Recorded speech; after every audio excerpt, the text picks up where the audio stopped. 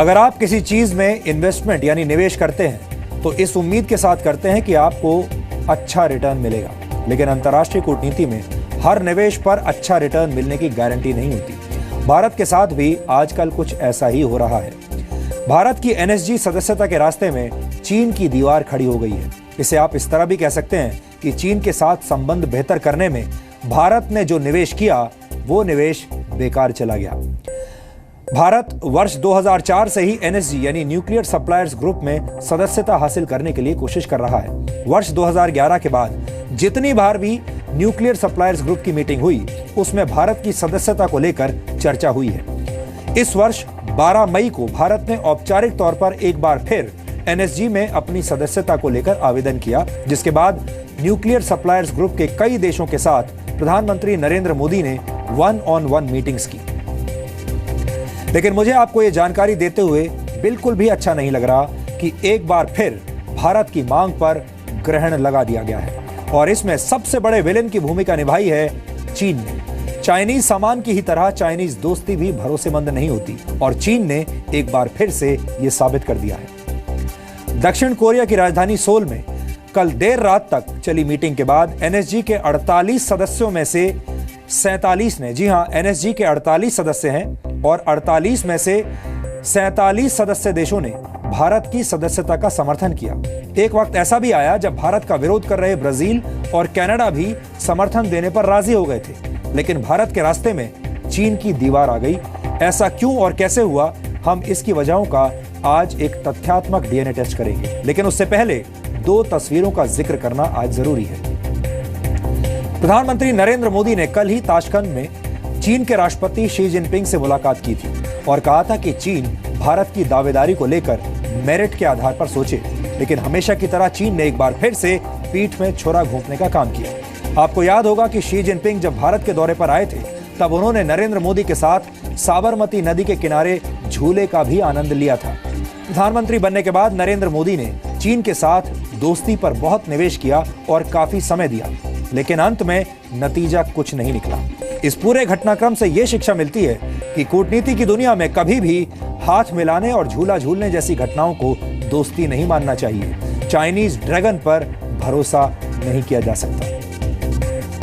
यहां पर आपके दिमाग में एक सवाल जरूर उठ रहा होगा कि जब न्यूक्लियर सप्लायर्स ग्रुप के 48 सदस्य देशों में से 47 भारत का समर्थन कर रहे थे तो फिर चीन की दीवार क्यों नहीं गिर पाई। इसे समझने के लिए अब मैं आपको कुछ जरूरी बातें बताऊंगा। न्यूक्लियर सप्लायर्स ग्रुप के नियमों के मुताबिक अगर एनएसजी के सदस्य देशों में से एक भी देश किसी की सदस्यता का विरोध करता है तो एनएसजी की सदस्यता नहीं मिलती। भारत के केस में भी ऐसा ही हुआ है, क्योंकि चीन ने भारत का विरोध किया और चीन इकलौता ऐसा देश था जो नहीं चाहता था कि भारत को यह सदस्यता मिले। इसकी सबसे बड़ी वजह है न्यूक्लियर नॉन प्रोलिफरेशन ट्रीटी यानी परमाणु अप्रसार संधि पर भारत का हस्ताक्षर न करना। नियमों के मुताबिक एनएसजी का सदस्य बनने के लिए परमाणु अप्रसार संधि पर हस्ताक्षर करना अनिवार्य है और ये नियम पूरे अंतर्राष्ट्रीय समुदाय के बनाए हुए हैं जो इस ग्रुप में शामिल है।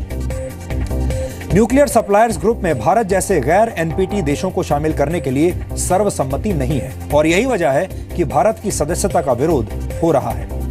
अब सवाल यह है कि भारत परमाणु अप्रसार संधि पर हस्ताक्षर क्यों नहीं करना चाहता। परमाणु हथियारों का विस्तार रोकने और परमाणु तकनीक के शांतिपूर्ण ढंग से इस्तेमाल को बढ़ावा देने के लिए परमाणु अप्रसार संधि का प्रस्ताव लाया गया था। इसका उद्देश्य परमाणु हथियारों को उन 5 देशों तक ही सीमित रखना था जो ये स्वीकार करते थे कि उनके पास परमाणु हथियार मौजूद हैं। और ये 5 देश थे अमेरिका, सोवियत संघ, चीन, ब्रिटेन और फ्रांस।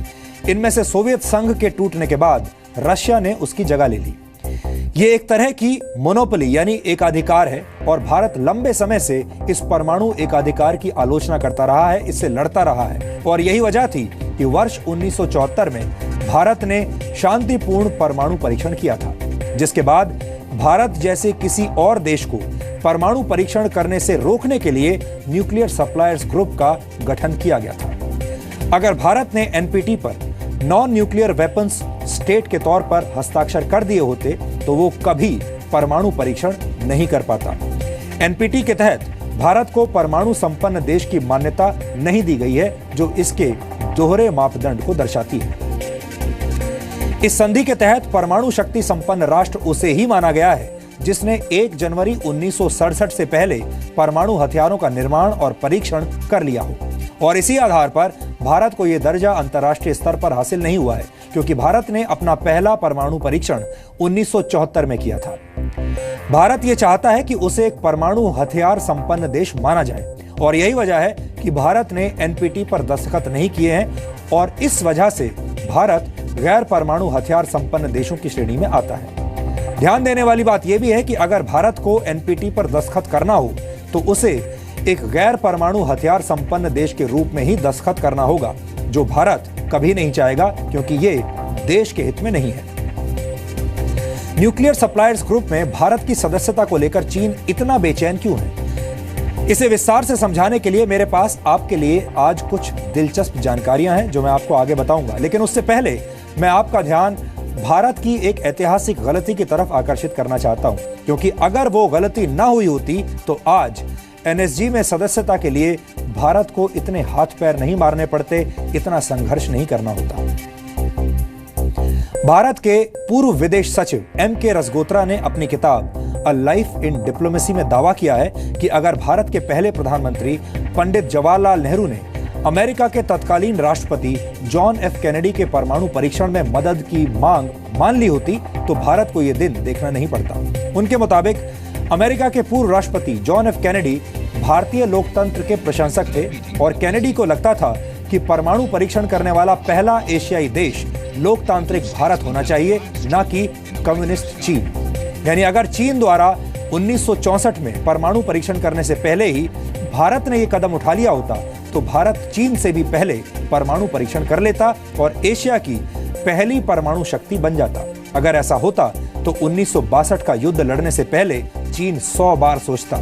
साथ ही साथ भारत आज न्यूक्लियर सप्लायर्स ग्रुप का हिस्सा भी होता। इसे और विस्तार से समझाने के लिए मैंने कुछ पुरानी तस्वीरों और तथ्यों की आज मदद ली है।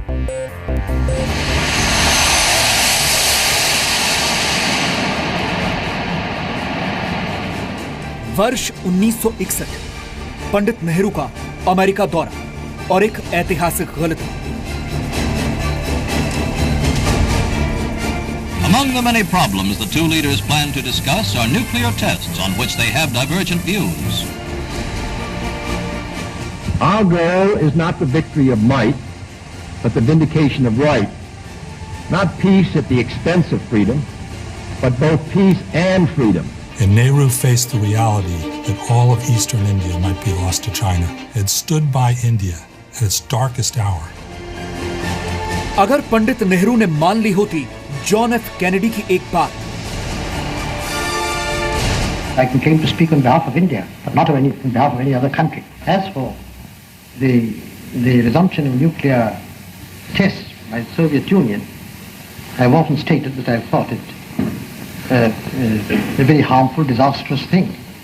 For a variety of reasons, apart from the harm it actually causes, it brings about a war psychosis.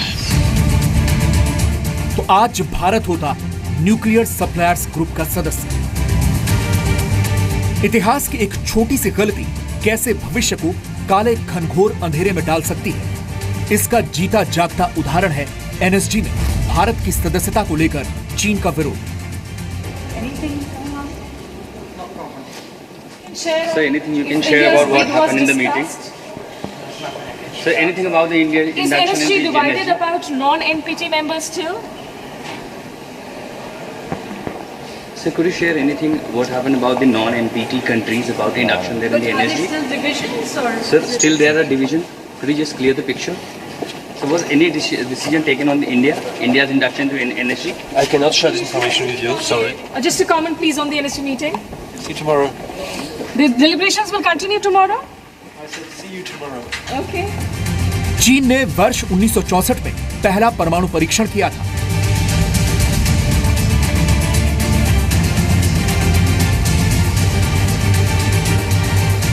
लेकिन उससे पहले भारत के पास मौका था कि वो एशिया की परमाणु शक्ति बनकर उभरे। लेकिन पंडित नेहरू ने तत्कालीन राष्ट्रपति जॉन एफ कैनेडी की परमाणु परीक्षण को लेकर दी गई पेशकश क्या ठुकराई चीन ने 1962 में भी भारत को आंख दिखाई और वो आज तक दिखाता आ रहा है। न्यूक्लियर सप्लायर्स ग्रुप में सदस्यता को लेकर भारत ने 47 दीवारें तोड़ डाली, बस अगर नहीं टूटी तो चीन की इकलौती दीवार। Overwhelming number of those who took the floor supported India's membership and appraised India's application positively. We understand that despite procedural hurdles persistently raised by one country, it is also our understanding that the broad sentiment was to take this matter forward. दक्षिण Korea की राजधानी soul में 2 दिनों की बैठक के बाद NSG ने कहा कि भागीदारी करने वाली सरकारों ने दोहराया कि एनपीटी को पूर्ण और प्रभावी तौर पर लागू करना ही अंतर्राष्ट्रीय अप्रसार की आधारशिला है। ऐसे में सवाल है कि क्या ये चीन के आगे भारत की कूटनीतिक हार है? जहां तक कूटनीति है उसमें संजीदगी और गंभीरता होती है। कूटनीति शोर से नहीं होती। जब पहले भारत ने एनएसजी से वेवर लिया था उसमें कूटनीति थी, तब भी चीन वहां पे था। सवाल ये भी है कि चीन के विरोध के आगे भारत को एनएसजी की सदस्यता न मिलने के मायने क्या हैं? मेरे ख्याल से एक ये डिप्लोमेसी का एक मिसाल है, एक उदाहरण है जिसमें एक उद्देश्य को पब्लिकली बोल दिया गया कि ये बहुत ही महत्वपूर्ण है, जो कि उतना महत्वपूर्ण मेरे ख्याल नहीं था। प्रधानमंत्री पर्सनली अपने काफी देश गए, इंडियन डिप्लोमेसी ने अपना पूरा जोर लगाया, लेकिन नतीजा हुआ नहीं, क्योंकि चीन जो पहले से ही कह रही थी कि वो आपत्ति करेगी, उसने आपत्ति की।